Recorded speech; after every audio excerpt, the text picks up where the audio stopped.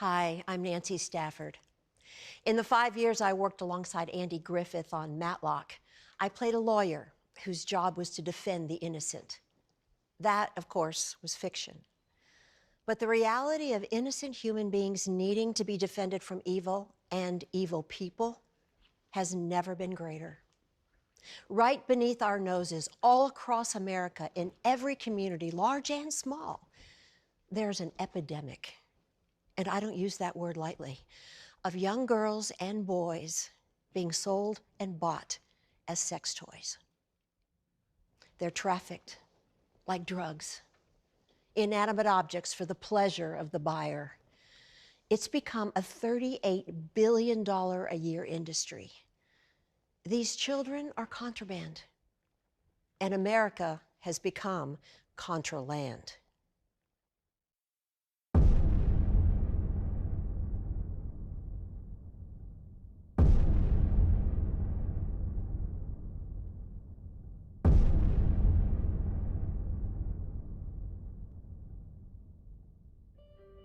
The most publicly known child predator is billionaire Jeffrey Epstein.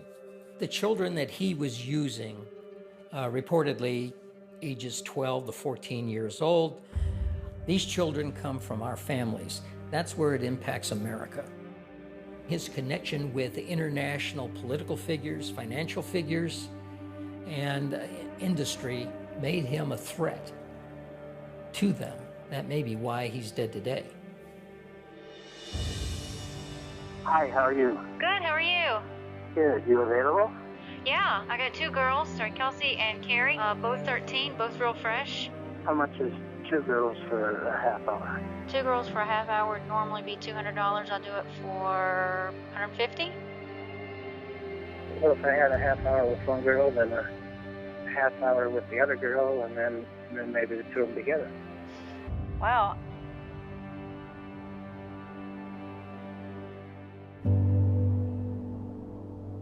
Are you still in Paragoona? Yes, sir, we are, but the girls are sleeping right now. We won't be open until a little bit later on. I believe that we should be able to make ourselves available for you at about 1 o'clock, if that's okay.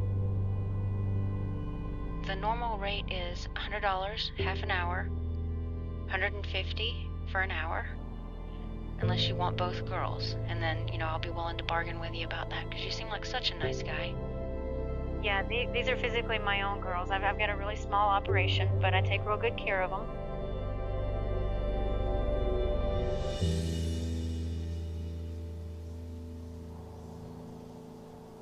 Is this the right place? Yeah, it gets confusing. This is like in the middle of nowhere. It's super weird. Okay. Yo, you can come on in. You can go ahead and sit on the couch. I'm gonna get a drink. Do you want any water or? Water's fine. Okay. I take really good care of my girls. I like to make sure that they're safe. Be nice to them. There'll be condoms on the bedside table, so you don't have to worry about that. Is that a problem? No. Okay.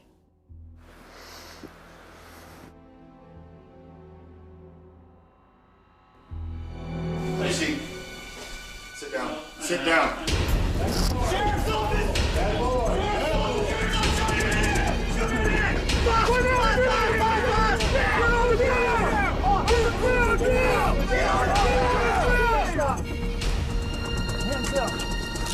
All the way out!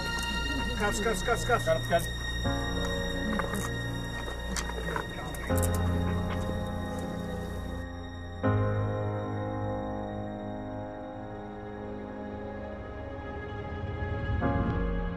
Craig Sawyer is the most qualified individual to handle the mission for interdicting child predators and child sex traffickers.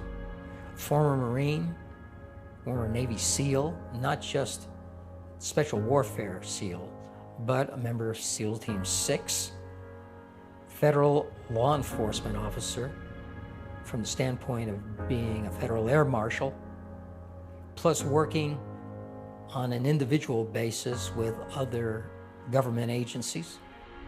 I feel like as a warrior, You know, I'd been a Marine, I'd been a Navy SEAL, I grew up as a fighter, and I realized that, man, yeah, I'd spent the first half of my life going up against terrorists, serving as a counter-terrorist operator in the counter-terrorist unit, and that was a worthy contribution. But as I learned more about child trafficking and the harm and abuse of the most precious and innocent and helpless and defenseless, I just realized that I couldn't look myself in the mirror without doing what I could to combat those who are harming the children. Who am I if I can't stand up for the smallest and most defenseless and most innocent and precious among us? What kind of warrior can't even look after a child?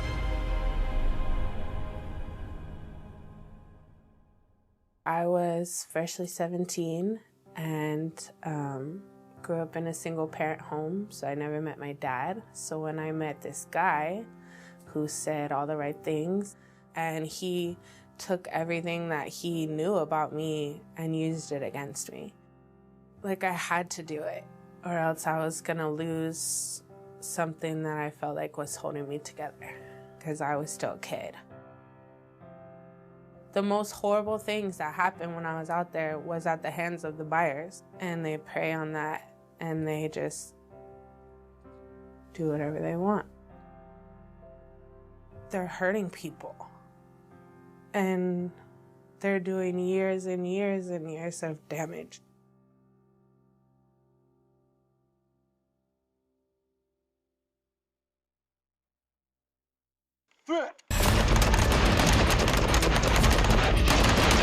As a former Navy SEAL, I'm wired for direct action. And I know that for this kind of work, especially dealing with cartels, I'd need a team of guys I could depend on for high threat security. Everybody ready to do it again, guys? Yeah. I'm ready. Yeah. So I put together what I called the Viper Team, Veterans Interdicting Pedophile Rings. Former special operators, all very highly skilled and highly intelligent. Every one of them wanted to stop child trafficking. Yeah, nice.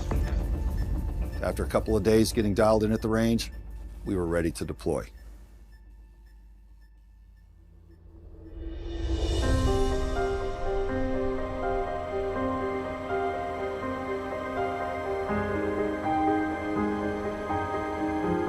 When I discovered that thousands of children, little boys and girls, were being brought across our southern border to be sold for sex, I felt this is where I needed to go first, to be Cold Valley. So you got this peak right off of our 10 o'clock over here? I think that's Scout Hill. I'm going to show you these Scout Hills here. This would be extremely difficult to find these scouts hiding in these mountains. You know, there's little caves and stuff up in there, and they tuck themselves back in there, and they're very good at what they do. The better they are, the more they make from the cartel. So not this peak, but this one right over here, and mostly on the south side. Yep, I'm going to put it out your side, and we're going down. Between 2006 and 2012, 75,000 children were brought into the United States and probably put into the pedophile pipeline. When author Tom Clancy created his legendary spy character, Jack Ryan, Clancy based him on a composite of 4 real-world intelligence operatives. But Jack Ryan was mostly inspired by one man, Jack Farmer. He is one of the top intelligence, counterterrorism, and criminal investigative specialists in the world. Drugs and alcohol are used by pedophiles in a grooming system for these children. They're used to groom them, to initiate them into pedophilia for the purpose of rape, and also to control them. After a while, they develop addictions, and from the addictions, then they see a way to cope. After a certain period of time, though, some of them just can't cope. They will commit suicide. If you don't have it, After completing their aerial reconnaissance, Craig and his Viper team coordinate with federal and local law enforcement, who are first-hand experts in how and where traffickers are exploiting our borders. For wearing all that camouflage was try to conceal his heat signature on FLIR. The Viper team then works up a mission plan in their Tactical Operations Center. Then it's off to the border to do some more recon. expecting to encounter the traffickers in action. All right, we're about to roll into the Vico Valley in Arizona, close to the southern border. It goes from Arizona to San Diego, California. It's the most significant hotbed of activity of illegal migration and narcotics and human trafficking into the continental United States. So even our federal and local law enforcement won't roll into there without multiple vehicles and significant support. So we should be able to get a look at what's going on there, but we'll definitely have to watch our six.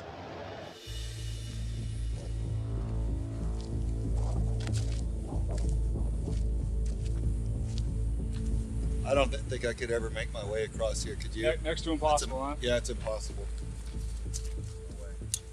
If you have a 5-year-old daughter and you live in the United States, this is what stops her from going to Mexico and being raped. If you live in Mexico and you have a 5-year-old daughter, this is what stops her from being trafficked into the United States for these perverts to rape her. It's that simple. That's reality.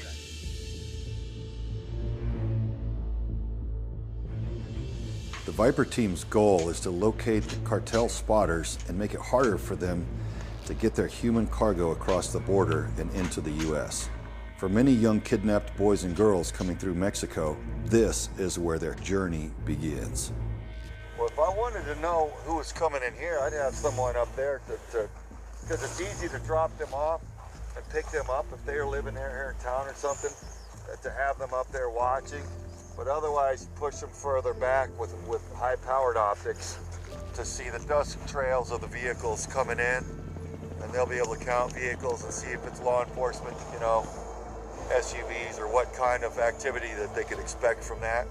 There are about 75 cartel organizations that are controlling and trafficking women and children. Now, this is slavery, something that we had controlled and gotten rid of 150 years ago. Craig and his team move in to conduct recon in an area where all major mountaintops are occupied by cartel spotters. This is where we're camped out right now. There's 2 drops on the north side, and there's 1 drop on the south side. This is where the scout's sitting that we were told about yesterday. Right. If he's sitting up there, that's a good sign that there's groups being pushed through.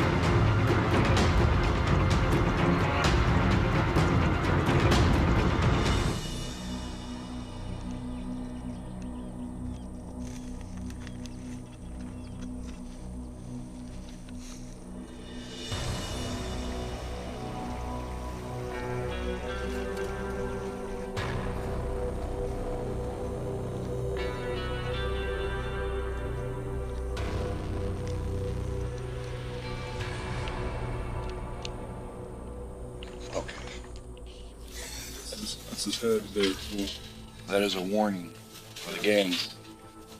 Really? Which gang? MS-13. MS-13? American soil? A warning by MS-13 that this is their territory. We gotta clean this up.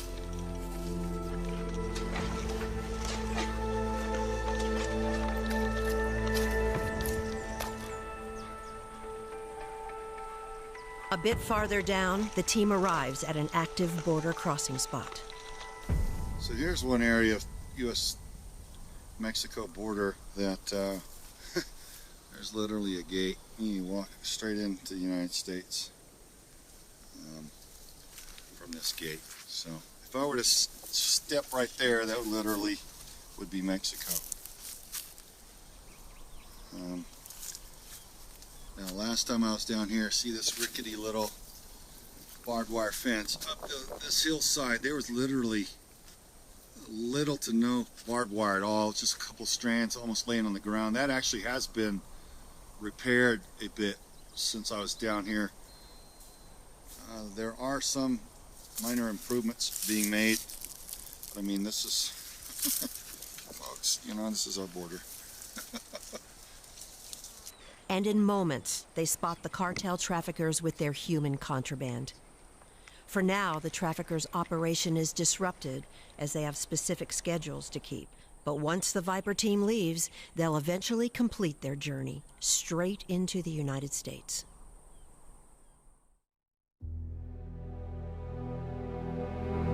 Craig and the team continue their recon patrol into the night to observe more on how the traffickers play their game in that area.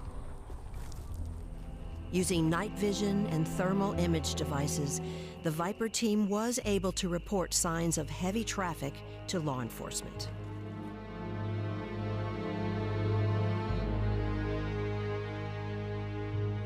This is what they refer to as flat top. And it's another cartel scout location where they keep scouts up there year round. And also right here where I'm sitting, but right up the back side of it, right here, it runs the U.S.-Mexico border. So this is Mexico, and on this side is the United States. But that's it, folks. I mean, a little barbed wire fence.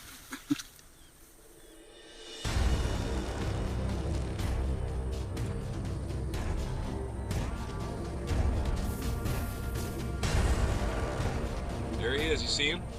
He's walking up on them rocks. Holy shit, yeah, there he is. Got it. Well, he just turkey peeked right there, his head. I see it. Oh, yeah, you just to the left. And I got to tell you, one of the things that really angered me as a warrior, an American citizen, was seeing that there are cartel scouts that are allowed to live on the mountaintops inside the United States and report with radios and circumvent our law enforcement. And that these cartel scouts live up on these mountains year-round, and they're resupplied on a regular basis, and they're allowed to stay there. It's unthinkable. It's ridiculous. Since when do we give the enemy the high ground and just allow them to operate in our own home? How does that come about? I don't get it. There's a wide range of child trafficking victims and perpetrators that we're seeing. We're seeing everything from MS-13 gangbangers, moving kids and teenagers, to high-end sophisticated networks and individuals, and then even families. Sadly enough, mothers and fathers sell their own kids. All of it's heartbreaking. The kids lose at every turn. We've just got to figure out exactly what we can do about it. Hey, Sawman, come check this out.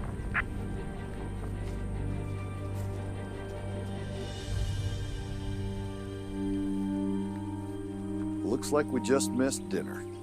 As we were coming up, they were watching us probably over here, and as we got up, they moved back down the mountain, and we followed suit into their main camp area, which they stage. And they all three had big packs on, carrying dope. It shut down this little route for a while. I think the most important thing, man, is we ran across the little kids' tiny backpack, man. Let's put things in perspective. Food, little shoes, like, unpassable almost, man. The network is very powerful. Criminals are organized, and I think it's time that we good people organize to fight back for our kids. After all, who are we if we can't look after our own offspring?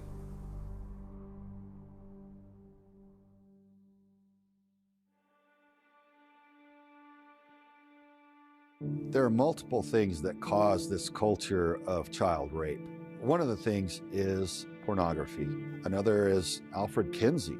Back in the 1950s, he was a self-described sadomasochistic pedophile whose own genitals were mutilated due to what he preferred sexually. So his mind was sick. Child sex trafficking in the United States really begins back earlier than most people understand. In 1970s, we already had a major campaign in the United States on the issue of child sexual abuse and trafficking, but we didn't call it trafficking at that time. Dr. Judith Reisman is the founder of the Reisman Institute, which is dedicated to exposing and debunking Alfred Kinsey's fraudulent so-called science regarding child sexuality. She is internationally recognized as an expert witness on human sexuality. I would have to say the Kinsey reports laid the scientific foundation for abusing kids. In 1948, the groundwork was laid.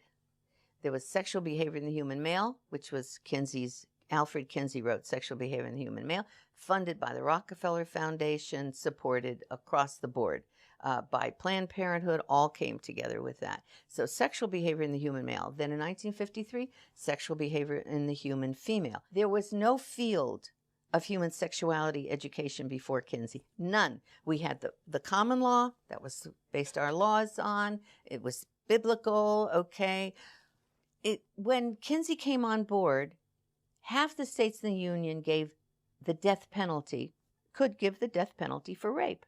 The other half, life in prison. Now we have all these feminists, properly complaining that rape is treated, in a casual way. Well, this all comes from something. It all emerges out of something. And that something, that kind of dehumanization that is picked up by the media from the academic world, pushed through the schools, through first just the universities, then the junior high schools, the high schools, then now the kindergarten, all that then lays the groundwork for where we are.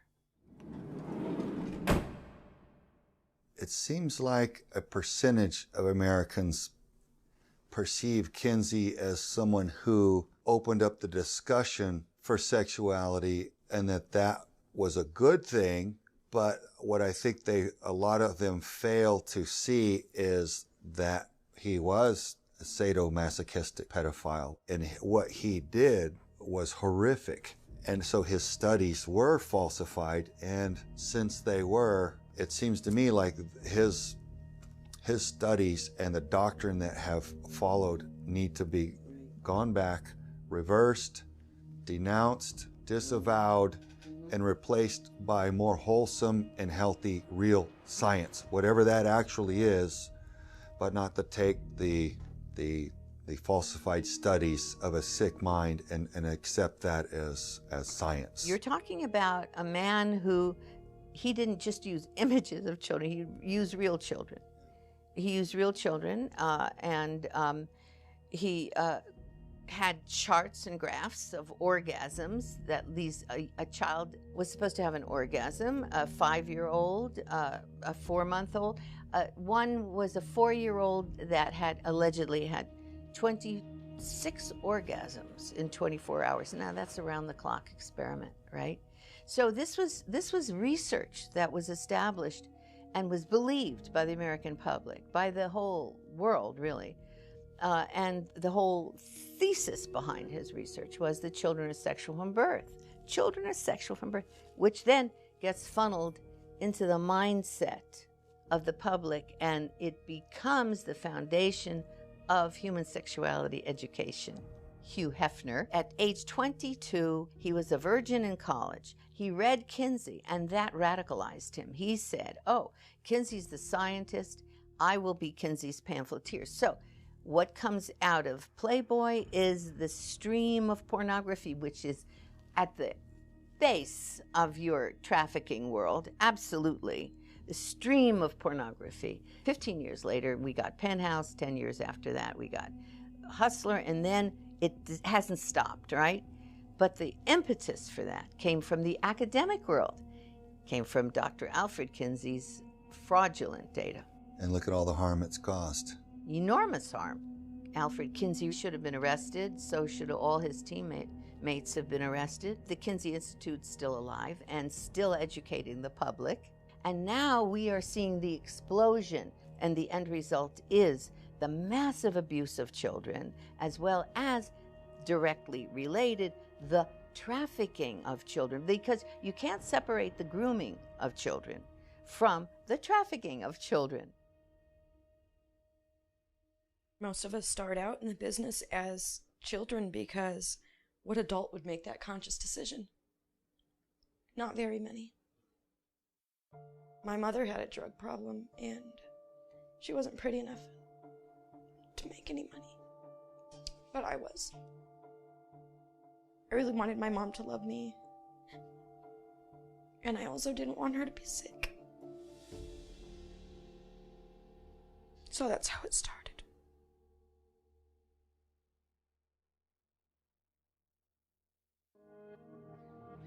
When people talk about sex trafficking, it's always with the image of a young girl. But in reality, young boys are targeted to a disturbing degree as well. Horrifically, there's a national organization that specifically targets young boys. Its name is NAMBLA. NAMBLA is the North American Man-Boy Love Association. It's a group of men that are sexually attracted to boys. Bob Hamer spent 26 years in the FBI, much of it working undercover, as a hitman, drug trafficker, international arms dealer, professional gambler, and pedophile. I literally sat through a meeting with the members in which they discussed having oral sex on 18-month-old boys. I was able to attend 2 of their kind of top secret national conferences. Once I got to the meeting, I realized that it was more about celebrating your love for boys, where to go to find boys, how to seduce boys. It was those type of things that the members were talking about. Most of the men that I dealt with were high-functioning individuals. I think a lot of us think we can identify who the pervert is. We think, oh, they hang out at the public park with a trench coat and flash somebody, but that's not what I ran into. I found that the men in this organization ran the socioeconomic gamut. One of the men that we convicted had a Corvette, and that was sort of his entree into the boys, because he would allow the boys to ride in his Corvette. They liked his car. It varied with each person, but it really is. It's a grooming process. I mean, it's similar to the dating process, where it begins with a glance, with a kind word, with a conversation, and pretty soon you've developed this relationship. One of the members was big into Frisbee, and it allowed him to kind of come behind the boy to hug him and get close to him and show him how to toss this Frisbee. They sought out that child that was seeking a father figure. And once they were able to identify that person, that's how they were successful in their seduction. I will only apply this to NAMBLA. I am not an expert I'm not a child psychologist. I'm not trained in psychology. But in my experience with NAMBLA, 3 years, not on a daily basis, but 3 years in the organization, participating at a high level, writing for their magazine, communicating with 165 members that were in prison. Not one child was successfully targeted by a NAMBLA member that had a strong, loving father figure in the home. And one of the members told me, "You can never cure us, but you always tell the court-ordered counselors what they want to hear."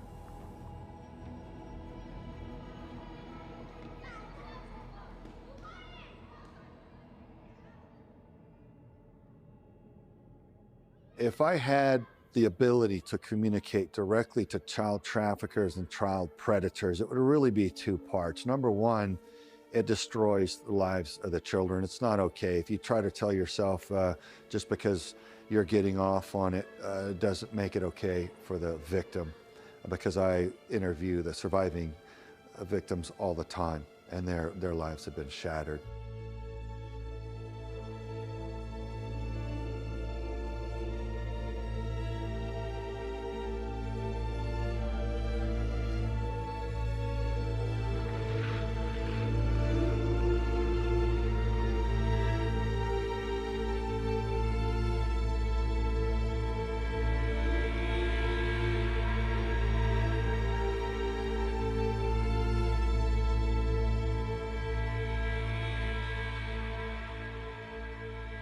If you're out there preying upon the children, we're out there looking for you, and we're probably going to get you.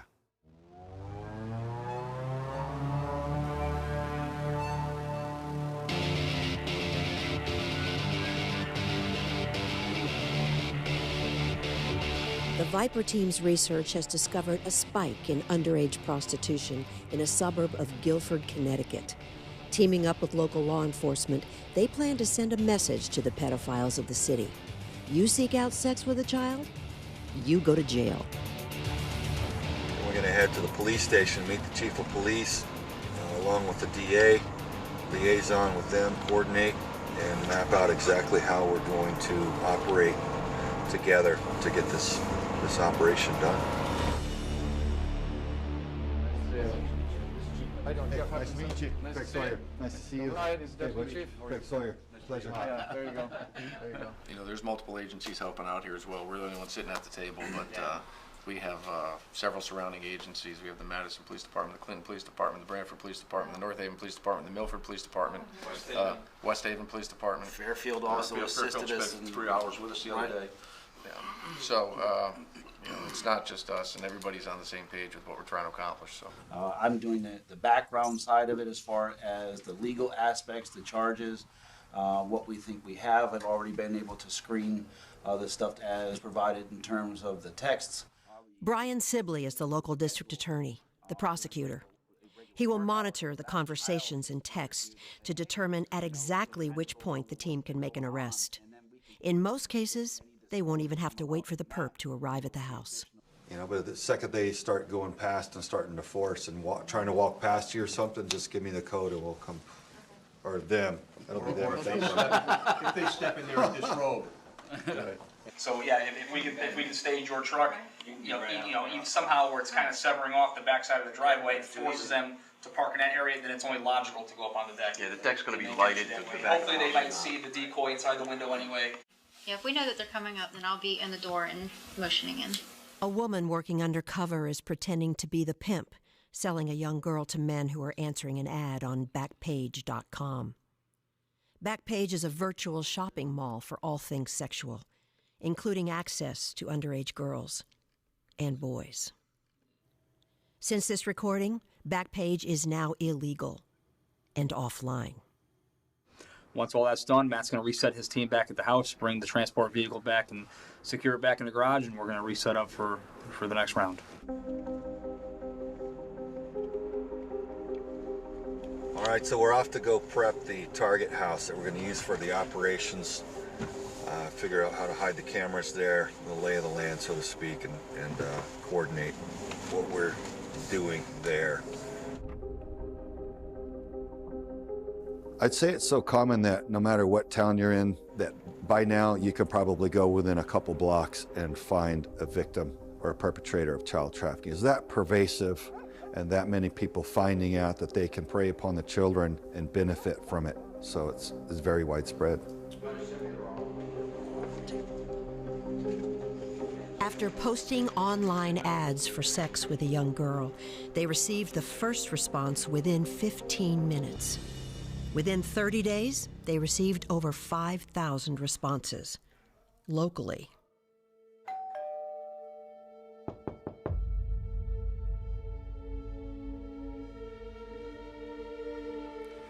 Hey, good, come on in.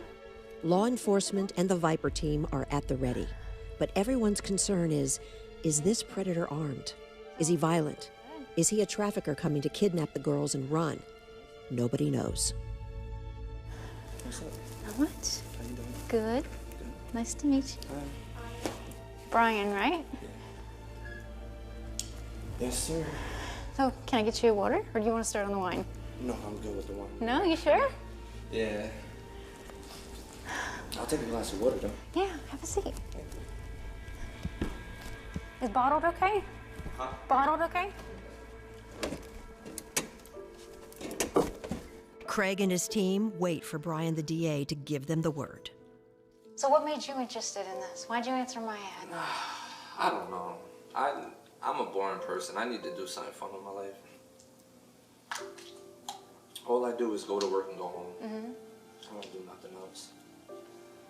I mean, I'm not gonna lie, at first I was thinking it was kind of sketchy, but that's why I kept like, not like hassling you, but I just wanted to make sure that I was all right, because there ain't nothing in this world worth my freedom, you know? Yeah. No, I feel the same way. It's a risk putting an ad like that out on Craigslist. Yeah, because you see a lot of, excuse my language, but you see a lot of crazy people up there. Yeah. So I hope you don't mind that I actually invited somebody to come along. How's it going? How you doing, buddy? You're here to party. Not so much. How you doing? Well, if you let me know what you got in mind, maybe I can be of assistance. I don't know. I not really. Like I said, I get a little nervous, you know. And trust me, I don't want no problems. No, I understand that. I understand that. Well, I understand a few more things too. Yeah. What's like what? I know you're into family play. I did that one time with a cousin of mine. She got so drunk one time, and it was just like, oh. She came on to me, and I was just like, yeah, I'm not into it, and this, that, and the third. And then she like started grabbing me and touching me or whatever, and I'm like, nah, bro, I can't. And then I got up with her, and then that was that. All right. Well, what drove you here today? What made you decide, okay, I'm gonna come and do this? Nothing. Just like I said, man. I'm sorry. Keep your hands out of your pockets. No, it's just my phone. Yeah. Keep your hands out of your pockets and have a seat, please. Okay. You know what? I don't even feel comfortable right now. And even when I first walked in, I felt a little awkward. Yeah. Well, I think you felt awkward because you've been a bit of a bad boy. Bad boy. That's the code word. Yeah, and I'm... Stand up right now. Hands behind your back. Yes, sir. Do it now. Yes, sir. Sit down. Turn in. Anything on you shouldn't have, weapons, things are open. Yes, sir. Keep an idea on them. Yes, sir. All right, stay right there. Turn and face me. Give me a search, please.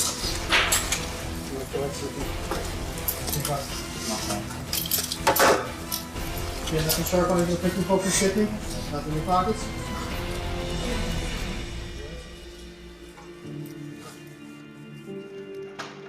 The first predator is taken away to be booked with attempting to have sex with a minor. He's potentially facing 8 years in jail, plus a $10,000 fine, and an average lawyer fee of $175,000. He'll be a marked man for the rest of his life, registered as a sex offender. The fact is, he was guilty of this crime before he even got to the house. But V4CR operators and the police gave the perp plenty of opportunity to fully express his intent to have sex with a minor by letting this sting play out. Statistically, we're learning that each child predator harms an average of 70 children each. Some of them, it's hundreds of children because they've worked themselves again into positions of authority and access, and some of them sadly never get caught. Others get caught very early on, so the average is about 70 children each, and so they tend to never stop.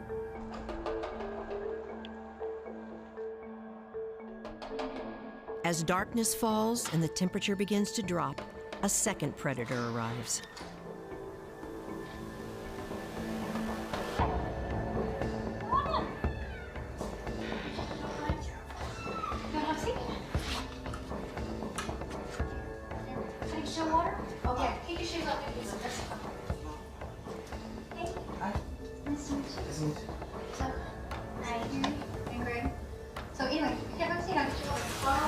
Yeah, that's fine.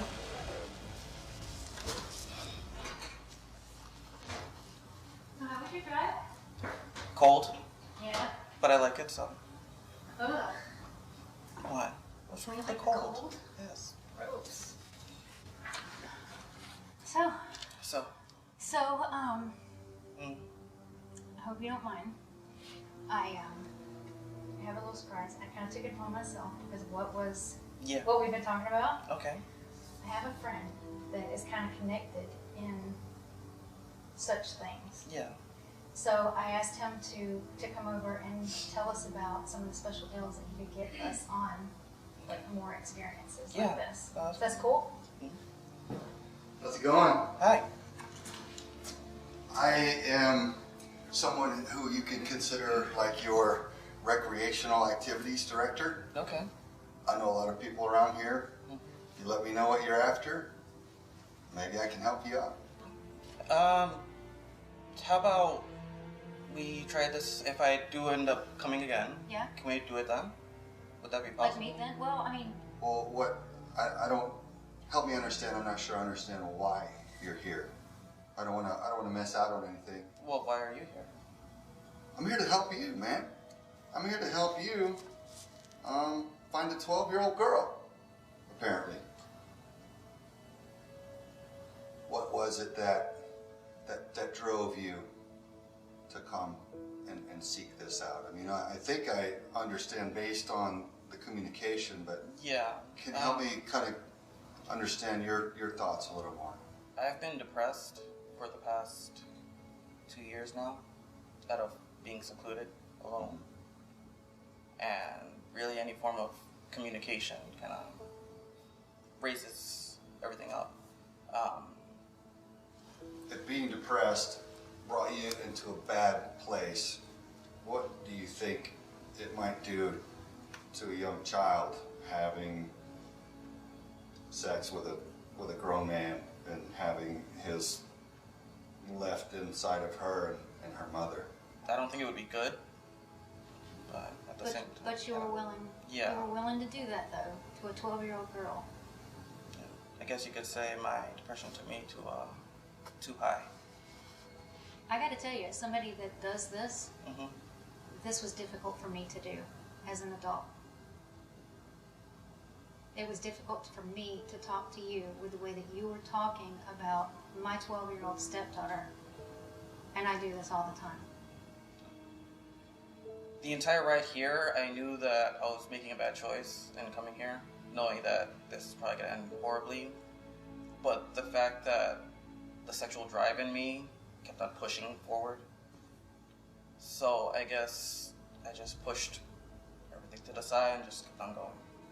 I think that because of the fact that you've been a bad boy, that this is where the road ends for you. Please stand up right now, hands where I can see. Walk to me. Face me, hands behind your back. Do not move. Face me. Do not move.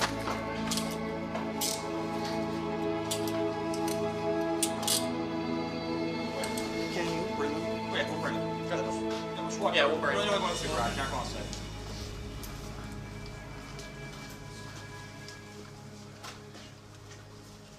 Our undercover agents make themselves targets for the predators online.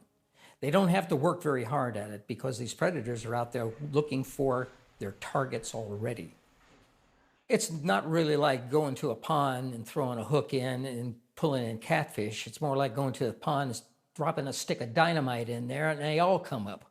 There are thousands of them that will respond, certainly hundreds within one night. Okay, slow down a little bit because the road is going to veer off to the left.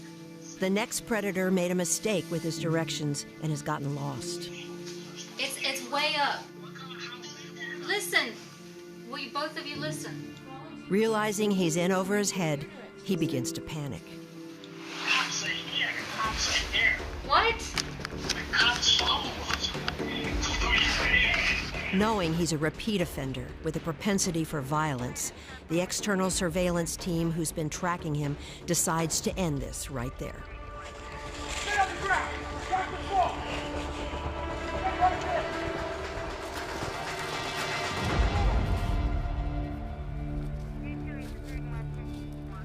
This predator chose to include a friend to give him a ride to a 13-year-old's house and commit a felony sex act with a minor. What a piece of work. Take those off, but we're not gonna, I want you to drive so you just relax a little bit, okay? Just want you to calm down. Can you tell me what happened, sir? You guys can get evidence, officer, to secure this stuff here. Can you tell me what happened, sir? Can you tell me what happened, sir? Go grab the bag. Can you tell me what happened? This is going back to the house? We're going to talk to you in a minute. What's your name? Can you pick it up and just secure it? Clear for transport? Clear for transport. So she caught that mileage, all right? No, she's driving the car, following us. She's not under arrest, soft. She ordered that. The last predator of the night arrives, bearing a gift for the girl he's there to have sex with. A birthday cake for a 12-year-old who just turned 13. Hey, come on in. Have a seat. Good, shut that. It's cold out there. It is. Come sit by the fire. So, What do you have? a little treat here. That's for chocolate cake, right? That's so sweet. Thank you. You're welcome. The predator also brought some lingerie for the girl and her mother to wear while they engaged in his perverted sexual fantasy. You want to take your jacket off? Sure. I'm glad we can get together tonight. Yeah. So how are the kids? Not too bad. Not too bad. How old are they? 15 and 13. Oh, wow. Yeah. So have you always enjoyed younger? I've never experienced it. Right. Like, is it something that you've ever been curious about? Oh, yeah, absolutely.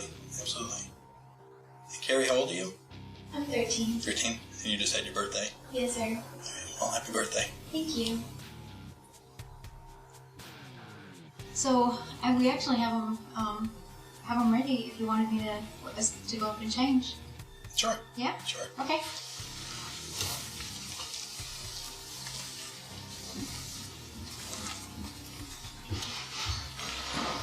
Hi, everybody. Hey, how are you?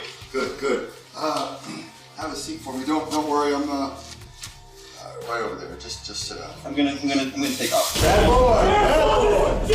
Hands right, see him right now. Hands up! Hands up! Hands up! Now behind your back. Do not move.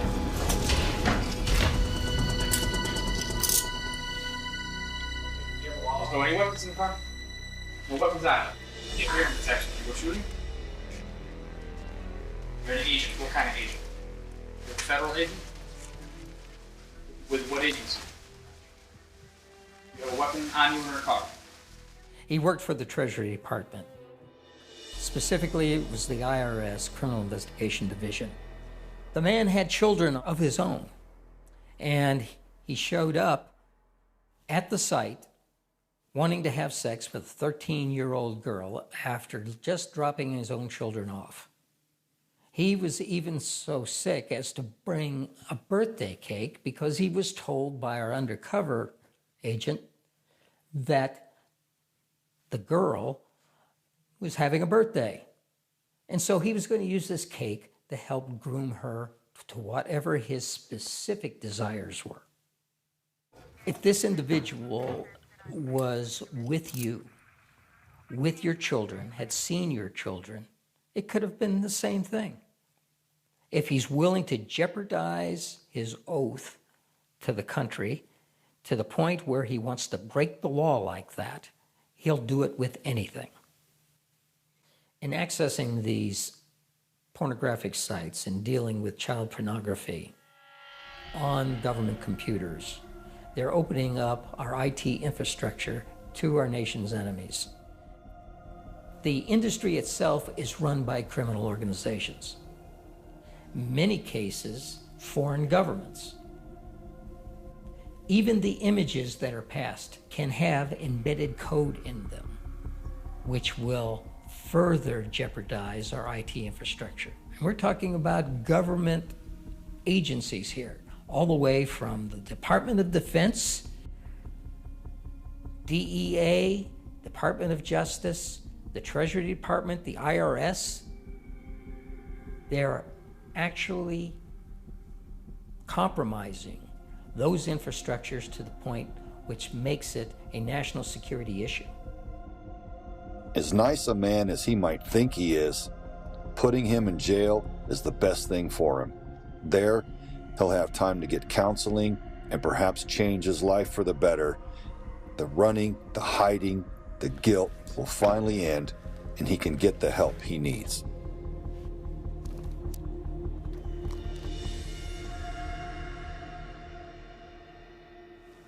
Brian, I have a genuine appreciation for the contrast, the difference of what we've gotten with you here and your willingness to face this, which is obviously a very difficult and tricky issue to face. It's ugly.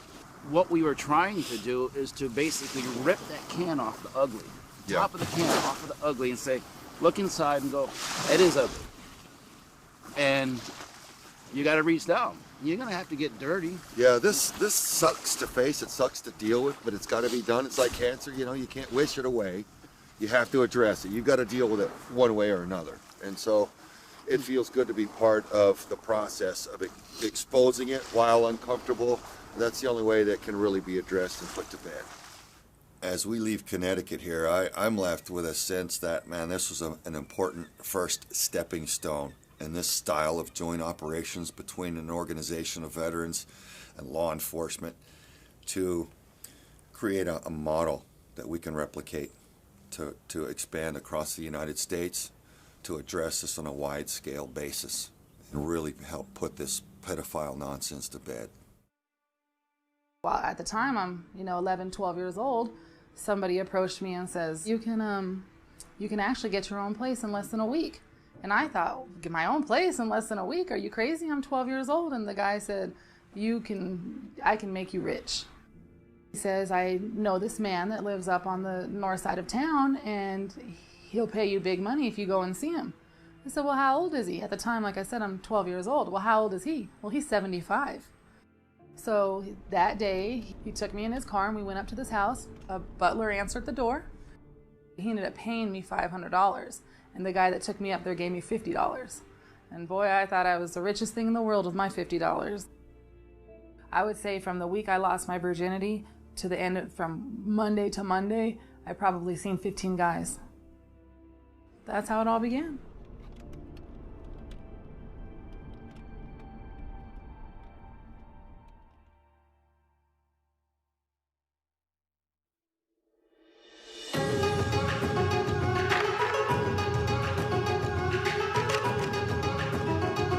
Thailand is known for its ancient ruins and ornate temples, but it's also known as the top destination in the world for sex trafficking.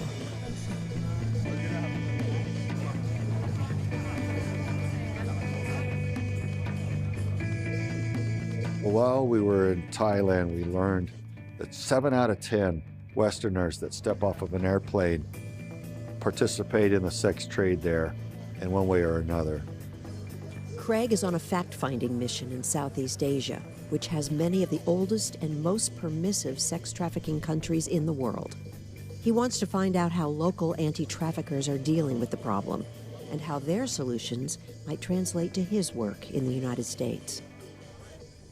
The sex trade here in Cambodia has been around for millennia. Ted Ulbrich is the head of Foursquare Children of Promise, one of the largest providers of orphanages for sex trafficking survivors. The whole value of a woman is based upon their virginity. And once they become broken, quote unquote, which is the term that they use here, they are not considered marriageable. So that's a big issue. Then you have these women, they've come out of the countryside, and a huge percentage of the girls, especially, that grew up in the rural provinces were never considered worthy to educate. And so when the factories opened up, many of the workers that come in are illiterate young women, and they find that they can earn more money in that sex trade than they can working in a garment factory. ពេលដែលគេជួញដូរខ្ញុំហ្នឹងគឺខ្ញុំត្រូវថ្នាំសដងគេបាត់ហើយហ្នឹងគឺខ្ញុំអត់ដឹងថា And that time she want to jump from the guest house to the ground floor, like when she want to kill herself. Shanae was trafficked until she was 19. Her family didn't have enough money to feed themselves, so they locked her in a guest house and brought men to her there. And sometimes she go out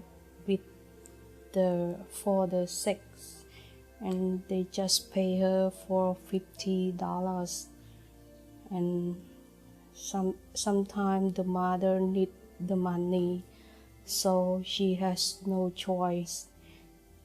Just go with the man and take $50.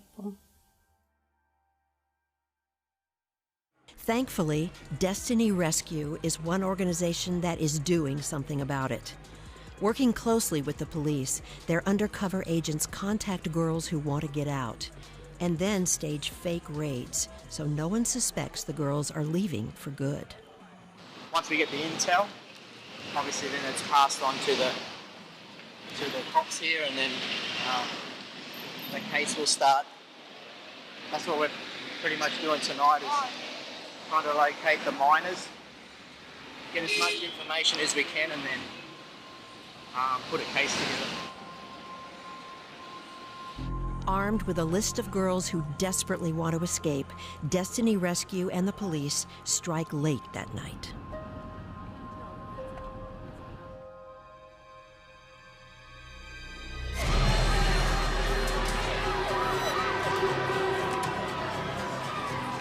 The Destiny Rescue undercover agents' cameras capture the chaos as the police raid the club. The girls believe they're going to jail, but it's really a doorway to a new life. I think tonight went really well. Got the girls rescued. They're actually getting a new life. And you just see the smile. It's great to see. The raid was a success, but the learning curve has been steep. So a lot of trial and error, you know, guns in our faces, fights in clubs, and just learning how to do things smarter and better to protect ourselves is where we are today. And we're in for the long haul, you know, like there's so many kids out there, estimated 1.2 million kids being trafficked. So, you know, it's a big job, and we're all committed to seeing it end. You know, we have to be.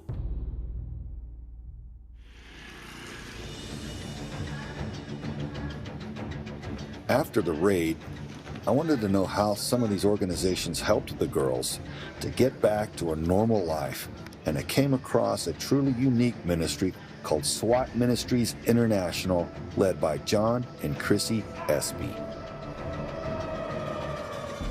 SWAT stands for Spiritual Warriors Against Trafficking.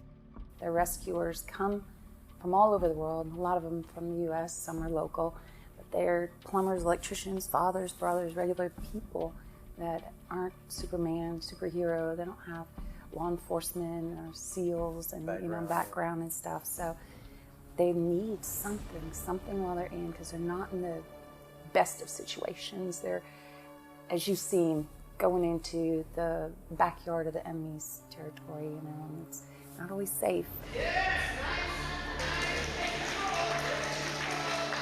You know, what we do is we come alongside organizations that go undercover to bring children from prostitution, from slavery, and we give them the skill sets that they need to protect themselves, to protect the kids, to do their jobs more safely and effectively. Besides training current and future undercover rescuers, they also provide self-defense training to trafficked survivors, giving them back some of the power they lost. Everybody has a heart for the kids. Everybody, you know, has a burning desire to see these kids rescued, and I do as well. But where my heart is really, like, God just burdened my heart for is the guys going undercover, the rescuers. That's my heart, is like, that's who that's my boys, and if anything happened to them, it would break me more ways than I could possibly imagine. I learned a lot from running operations with Destiny and from SWAT Ministries International about how to take my team to the next level. And after a month of running joint operations with them, it was time to go back home and apply this new knowledge with my own team.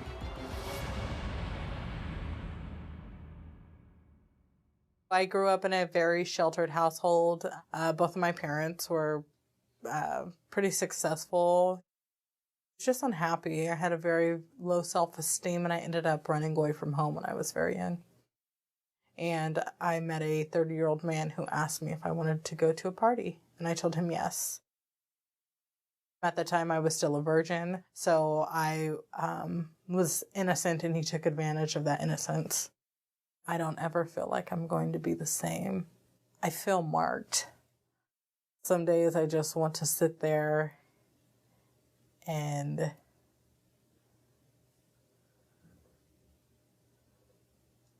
just not be present anymore.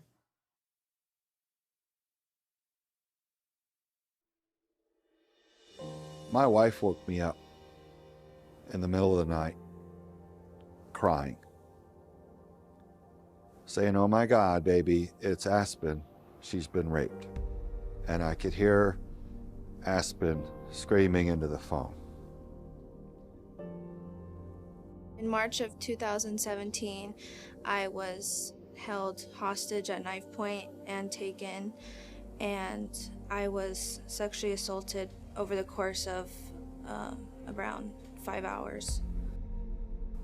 As you might imagine, with my background and capabilities, I had all kinds of things rushing through my mind, and I got on the phone with my daughter to try to get her to stop and pull over so we could get sheriffs to intervene and react and respond to where she was, and she wasn't stopping for anything. She was hysterical.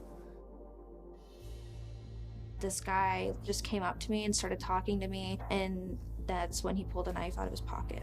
And he said if I don't do what he said, he was gonna kill me.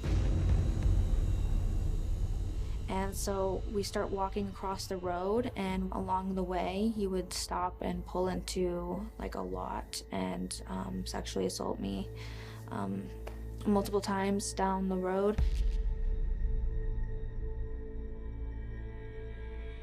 I knew I was gonna die. He told me, by the way, like, I'm gonna kill you. I just kept asking him if he could let me go. I was trying to say anything that I could think of. I was like, oh, I'll come back tomorrow. Even though clearly I wasn't going to, I was just trying to say anything that I could to just get him to let me go. After that, he actually walked me back to my car, and I drove home. And so when we got her back, it was just a matter of deciding what we were going to do about it as a family. My family did their best that they could to be there for me and support me, but I just felt like there was nothing that anybody could do to make what happened go away. She was seeing demons in her room at night. It was giving her hallucinations. The doorbell would ring and she would start shaking uncontrollably. I was scared to leave my house. I was scared to do anything, and I was having nightmares, and it was just horrible. I didn't even know if I wanted to even be alive, because the after effects on my brain was just, it was a lot. This person didn't just rape our daughter. This person assaulted our entire family. We will never be the same. He was arrested pretty quickly after. I can't remember exactly how long it took them, but it was within a few days. I was happy knowing that he couldn't do that to anyone else anymore. Yeah, what our family was put through, I don't want anyone else to go through. Shouldn't happen. That's not part of who we're supposed to be. What our goal is to take this really ugly experience and to do everything in our power to keep it from happening to another family. No family deserves to have this happen in their life. You're never the same, never. Our family was tearing apart. We were just pretending that we were all okay. And then Aspen surprised us all. I heard that they were going to be doing a sting operation, and right away I was like, I'm in. I immediately declined the idea. I discredited it and threw it off. My own wife, whom I thought was on my side, said, Craig, you should let her do it. When Craig first asked me about Aspen being a decoy, and he was really conflicted over it, I immediately knew it would take some power back.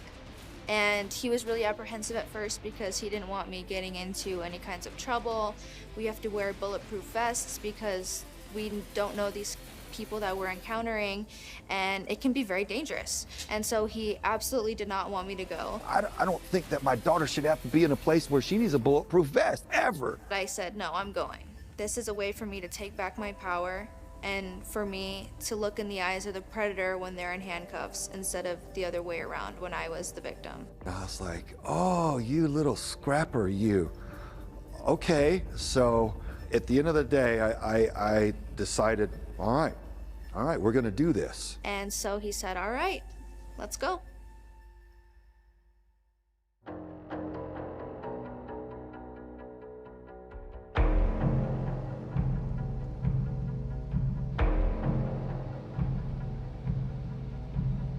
Okay, we're stopping at the Parowan Police Department for liaison and morning briefing with them on our joint operations. Good. Ted Carpenter. Hey, Craig Sawyer, nice to meet you. Nice to meet you, Craig. Very happy to be here, man. We're happy to have you. Come on in. As law enforcement, we're very concerned about children and children's rights and making sure that we're doing everything that we can in order to take care of our citizenry. And this has been a great opportunity for us to be able to come in with their resources and give us the opportunity of being able to work with them to be able to take these perpetrators off the street. You know, I think that this is very important for our communities to know that we're progressive and very active in doing what we can in order to protect our communities. We already knew that our operational template was effective. We knew that it worked. So we went in there with confidence, met with the law enforcement, briefed them on how we conduct our operations, and set up the house accordingly. I'm 19 years old and working for the first time with law enforcement as a decoy to take down a bunch of pedophiles. An ad was placed in an underground website last week, and dozens of men have responded to it, eager to sexually assault a 13-year-old. It's scary, but it's important for me to be here. Every time there was a knock on the door, I got a little bit of butterflies, but I don't think it was necessarily from nervousness. I think it was because I was excited to take these guys down, mostly. And I was all in, and whenever the guys showed up, I was like, let's do this. Take this left for this large hammer here. No, take the right. I'm directly across. No. Right. Right. Keep coming straight, and then you'll take the right. You can see my truck. Yeah, I see you. You can just pull right up there behind my truck. Okay. All right, Kelly. See you at the door in a minute. All right. Bye-bye. Thank you. All right, we agreed on $100 to get him in the door. Alexa, play classical for focus. Make him knock. You remind me of my grandpa. Hi, how are you? Can I take my shoes off? If you like, you sure can. Kelly, very nice to meet you. Hug? We don't get hugs. So let's take care of the $100. Okay. Awesome, thank you so much. So, can I ask you to tell me, just a little bit about yourself? Well, I am married, have a family. My wife and I are happily married, but haven't had any intimacy for years, although she's a very good woman. Right. You have just the two girls? For now, yes, in this location. When we get back to the southeast, we'll have more girls, but these are the two that I like to travel with the most. These aren't physically your girls then? I take care of them. Okay, I understand. Right, yeah. I was thinking that as your own daughters, but... Oh, no. Okay. They're like my daughters. I mean, they're my favorite girls. Okay. So, a half hour, I'd like them to choose which one's first. Okay. And then a half hour with the other girl. Okay. And then if things are going well, we'll agree on that right up front. Right, and so you've already paid me the $100 for that? Yeah. And then if everything's fine, then we'll do the two together. Okay, and then that'll be an extra $50 at that point? No, an extra $75. Oh, look how honest you are. Oh, that's nice of you. You're very sweet. You actually remind me a lot of my grandfather, and he was a great, great man. Hello. Hello, sir. Good, how are you? I'm all right. My name's Craig, and I run an organization called Veterans for Child Rescue. And we pay attention to what goes on with the kids. And I appreciate anything that you can share with me on your journey here. I heard a little bit about your wife and understand the lack of intimacy lately. And so I get that part of it. Let me be very candid. I don't want any sex at all. I mean, that isn't my interest at all. I've been lonely. I'm very happily married. Are you with police or something? I'm not police. I run a veterans organization called Veterans for Child Rescue. I'm a veteran myself. I was an officer in the service, military intelligence linguist. Well, is there anything else you can share with me about what your understanding of the girls, of what your interaction with them, how that would have really impacted them? Did you consider that, or was it? Absolutely, absolutely. What do you think? What do you think your impact on them is, as 13-year-old girls? Are they both 13? Yes, that was in the ad. Then I actually won't even interact with them if they're only 13. Well, that was in the ad. That was something that we talked about and agreed on. Or no, I'm sorry, not in the ad, but in the text that we had back and forth was their age. I didn't see that. So. Sir, just please keep your hands out of your pocket. Keep your hands out. No, for safety. No, I didn't see that, but no, if they're underage, and then looks like you just made $100 and I'm on my way then.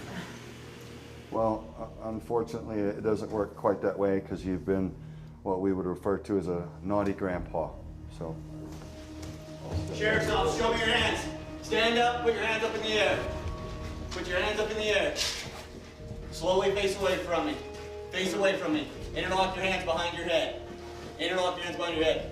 For your safety of mind, do not move. Do you understand? Say it again. Do not move. Stay right where you are, sir.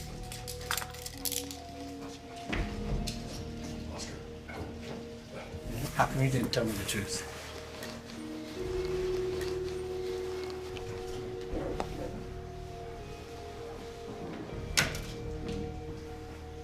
What did he say up here?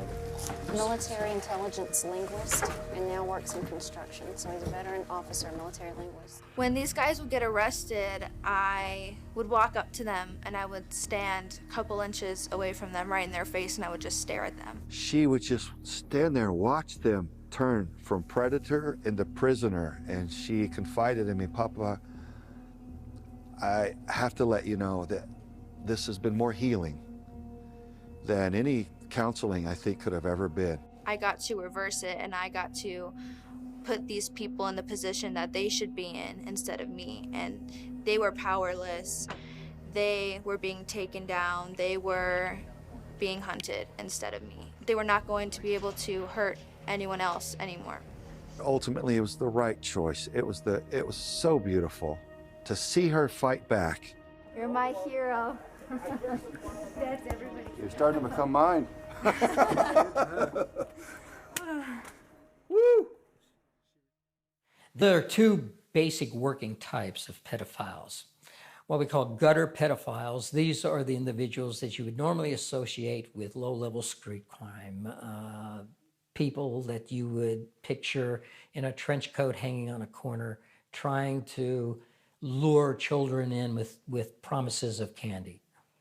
The other are elite pedophiles. These are individuals that are in positions of authority or positions of community respect. We're talking about government officials. We're talking about police officers, judges, school teachers, church aldermen. People that you would trust your child to be with, that you have faith in. That's what makes elite pedophiles so dangerous.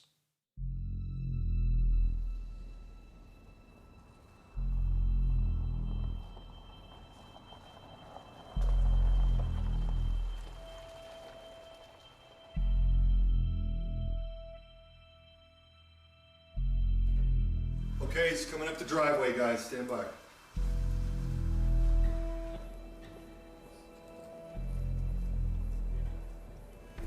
Hi.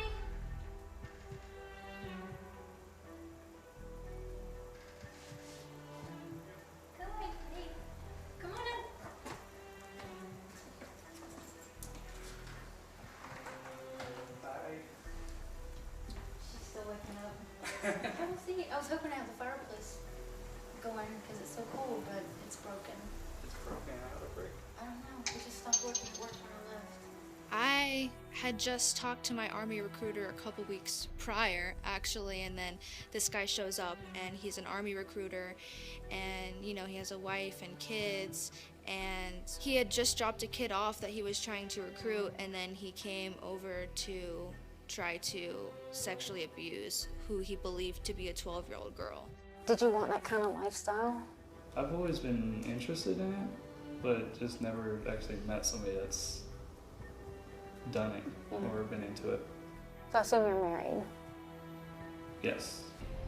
and so she's not into it. No. No. Have you ever talked to her about it or hinted No. or no? Just So I already know how she is with it. yeah. So is it like a religious thing or is it just like one of those taboo things that you just don't do? It's, I guess she doesn't feel comfortable with it. Yeah. I guess. I don't know. Well, understandable. I mean, most people don't. It's not. Yeah. It was hard enough for me to find you, so. In the people that we've arrested, I don't think that this is the first time for any of them. When you listen to their phone calls and the way that they talk and they act, this is something that I think that they've been doing for a long time. And they've really been leading a double life, and I've just always felt that they could get away with it, and they don't care about their families any more than they care about these 13-year-old girls that they want to victimize. Hey. Hi, Jason. How you doing? I'm doing good. I'm Craig Sawyer. I founded a Veterans for Child Rescue organization, and I pay attention to what goes on with the kids. And that's why I'm here. You want to tell me why you're here? Just interested. Yeah. I understand you got your own kids. I've looked at your Facebook page. Look like fine little young people. Mm-hmm. I'm sure you'd want them protected as I would. Yeah. Let me ask you, what was it, Jason, that you were looking to do with this girl here? I don't know. It was for her, but I think I was pretty clear from the beginning. Yeah. Yeah, well, I've got all the transcripts. I mean, I know everything that's happened. I was deeply disappointed because in the back of my mind, I was thinking, my gosh, there are countless fallen heroes buried in Arlington and all over the rest of the world who have given everything honorably and sacrificed for our country and for others selflessly. I just thought, my gosh, do you know how many good people you're dishonoring with your behavior? What's wrong with you? You think that this behavior reflects honorably upon the U.S. Army? No. I'm a veteran too. I think I can understand how that would be looked upon. Yeah. So I think it's unfortunate that you've chosen this path.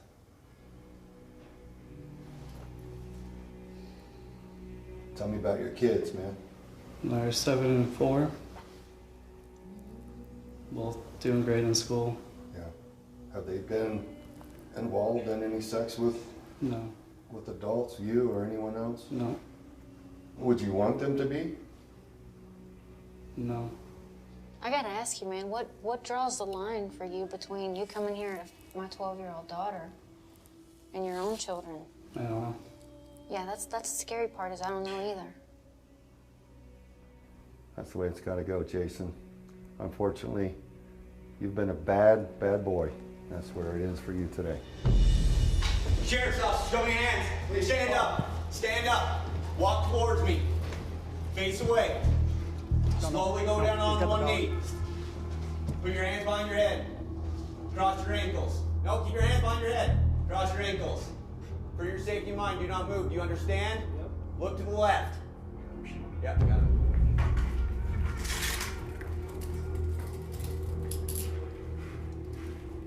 I have more disdain for those who abuse positions of authority than anything else. And I think that they should be judged more harshly, even than the other predators, because there's a position of public trust that is abused by some of these predators. They work themselves in a position as a judge or a chief or a teacher or a coach or something that we traditionally want to give respect and credibility to, and sadly the predators work their way into those positions. You know, their families are as much victims as these children are. They're not thinking at all about how it's going to affect their families or anyone else until we come up out of that stairwell and they realize that they're under arrest. And one of the things to me that's been really quite heartbreaking for me is to have to call their wives and say, we just arrested your husband for 2 counts of child rape. And it's very heartbreaking for me to have to tell them that their husband is a sexual predator. My gosh, he's supposed to be serving and protecting. He's got kids of his own. He's got the responsibility to protect the little ones. And so if our officials are in on it, we've got a problem. The sexual exploitation of children has increased exponentially. For instance, between 2003 and 2006, it doubled. It doubled again between 2006 and 2008, and then it doubled a third time from 2009 to 2013. It used to be that when we arrested a pedophile, we would find images that he was dealing in, maybe 100, 150.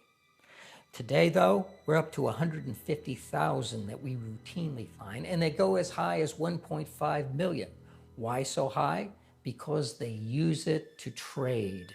They use it to invest, and they sell those images to other pedophiles. This is a growing industry. That's why it's making so much money globally, especially here in the United States. The child pornography being watched is being performed by somebody. There is a perpetrator that is committing the offense. There's a child which is a victim. Whoever is watching that pornography is facilitating that child's rape. It's criminal. It's evil.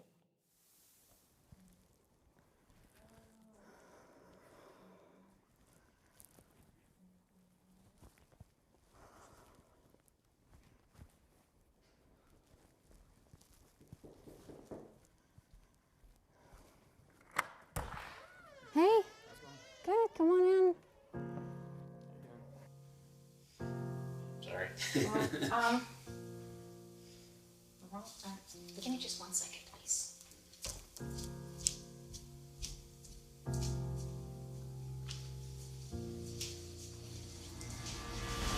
Sheriff's officer, show me your hands. Please, put your hands in the air. Stop right there. Put your hands in the air. Put your hands in the air. Get them out. I want a second dog. Turn around. Turn around. Go down on. Put your hands in the air. Go down on one knee. Go down on one knee. Go down on the other. Interlock your fingers behind your head. Being there with the law enforcement and the PIs and actually getting it done, and it was so empowering, and I finally felt the power that had been taken from me. I know that I have a long road to recovery, but after what happened to me, I can't look away. I will keep fighting against the exploitation of children, and I will keep fighting for a positive change.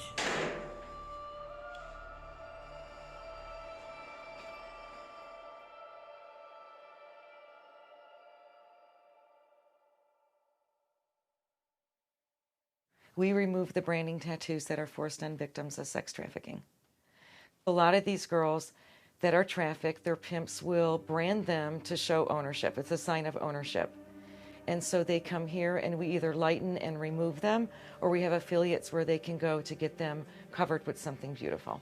The tattoos can come in a form of a name, a symbol, numbers, dates, crowns. It all signifies the ownership of the pimp.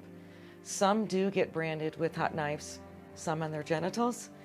I have a daughter that was sexually assaulted, and I seen the trauma that she went through and magnify that over and over again. It keeps me driven to do this. A lot of these girls are trafficked at a young age, 11, 12, 13, 14 years old. It is such a manipulation. They're seeking something that maybe they're not getting from home, or maybe they were bullied in school. The foster care system, instances like that. And these men know how to groom them. They're called Romeos or groomers, and they will say and do anything to gain their trust. They will even have dinner at their parents' house as the boyfriend to gain their trust. And once the trust is there, it's over. They go to a different state, or however this particular person does it. I feel anger, sadness, the whole thing. I try to give grace and forgiveness. And when we see these girls, a lot of times they're just happy, silly, and you wouldn't know, other than that we do know. And other times they're so traumatized, they're either angry or mean, even towards us, me and the technicians, or they're sad and quiet. And when they start to open up after we've known them for a little bit, the stories are something that the general public will never even imagine could happen. And I get angry, I get sad. There's days that I lose sleep. The ultimate goal would be to end my business, but for now, we're doing about 500 procedures a year, and we like to get in every single city in every single state to offer what we do, because it's not laser. It's a lot safer, and it can be handled much easier. So we'd like to be in every state and every city and have technicians everywhere. So when these girls are ready, and sometimes boys, when they are ready, we can help them remove this painful past.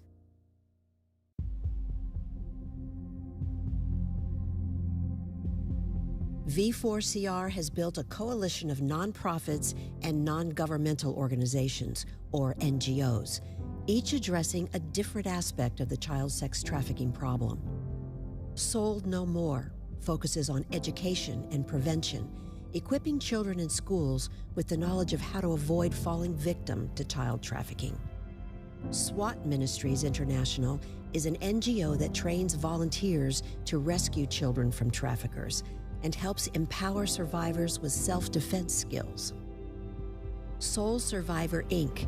removes the branding tattoos from survivors to help them recover their own identities.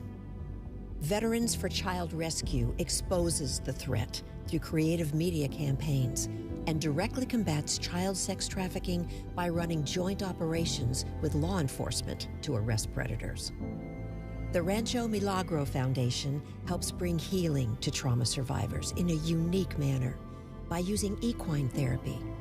Aspen Sawyer has received healing at Rancho Milagro. Our comprehensive coalition does more together than each organization could do by itself, each using its unique gifts and skills to help overcome the trauma of child sex trafficking.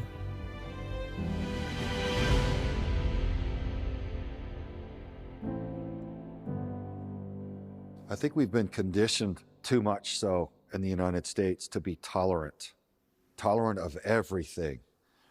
But there are things that we must not be tolerant of.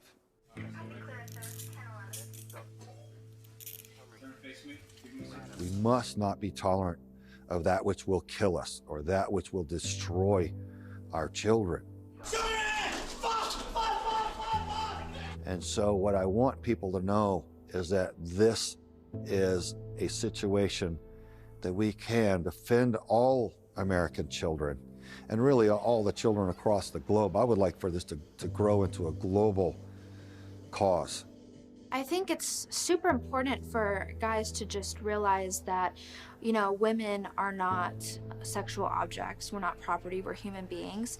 And, you know, you might think looking at, you know, Playboy or whatever is innocent, and it might seem that way. But oftentimes what can happen is these guys start to venture into more things because they get bored with the usual naked woman and they want to venture. And that's when they can get hooked onto child pornography and things that can be really harmful. And that's when they start to kind of think in their brain that women are sexual objects, and they start to treat us that way. Real men don't buy kids. Real men do not buy children for sex. Real men are strong, and we are protectors of the defenseless, and we certainly do not prey upon vulnerable women, and we certainly don't do it against and upon the defenseless and precious children. knock it off or we're coming for you. There's too many people that watch porn at a young age. There's these games where they actually get points for raping someone, and they're desensitizing that these are human beings. They're not toys. You can't buy them and hurt them like this. But as long as there's supply, demand, it will never end. The demand starts with the individuals that are lonely, that feel like they're not doing any harm. The demand starts with individuals that have sexual addictions that they're not willing to address. And the demand starts with individuals that feel like it's okay to buy men, women, and children. It's just disgusting. And we need, fathers to teach their sons right from wrong. And it's just really important because the victim is not at fault. The people who are at fault are the rapists, the kidnappers, and 1 in 4 women. I mean, that's just way too much. There's a problem. Stop objectifying women. Need to be respectful. Objectification of women who, it's not just their looks that we should value them for. It's what they bring to the table in a relationship, into our lives. Some of the most important people we'll ever encounter are our mothers and our wives and our daughters. And I think we just need to get back to valuing people for being who they are rather than just the visual of what they look like and the sexual gratification that they may bring. When we lock our doors and our windows at night, we lock up our vehicles, and we retreat to our master bedrooms with our children in their rooms, and we think that they are safe, but we might as well have left the window wide open because they're on their phones, they're on their computers, they're on their Xbox games, and predators are interacting with them and stalking them, asking them for video and pictures of themselves that they use to then blackmail the child and scare them into giving more, and then meeting them in a place, and it just leads to harm. So the predators are reaching right through the airwaves into our children's bedrooms, and we do have to safeguard them in that way. Get in that phone, get in that laptop, have your kid open up their Xbox content, who their friends are. You've got to see it. Do it once a week. We used to want to respect our child's privacy, but what we realized that the predators are so adamant and they're so good at tricking the children and the young men and women to get what they're ultimately after, that we have to take that privacy in order to ensure that they are safe. If we suspect something, we need to be all about it and get into it and find out what's going on. Be the adult that every child needs. Be that person. Be the person who's going to save somebody. The public needs to hold authorities accountable for going after these pedophiles that are abducting, assaulting, and raping children. We need stronger laws and stronger politicians who will enforce those laws in order to make this happen. Never hesitate to stand for good and speak the truth, because the light outshines the darkness every time. And that's kind of been an evolution for us. We've grown in that respect of having such strong faith that good overcomes evil. And fear not, you should stand up and do right. And there is no decision to be made. By running these operations, I can have an influence, and I can prevent untold numbers of victims by getting their attackers, getting the predators off the streets, by running larger and larger programs, by warning the people that the threat exists and how to defend their children from it. And that's my healing. That's how I fight back, and that's what I've learned that I can do through V4CR.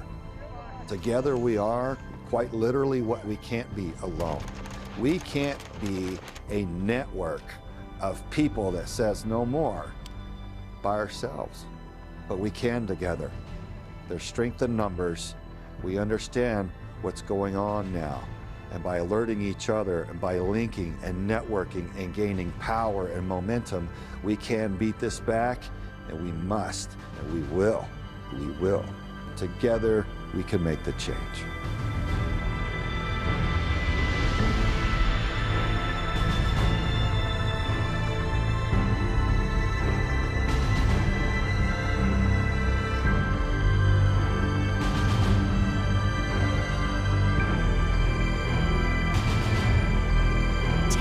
action.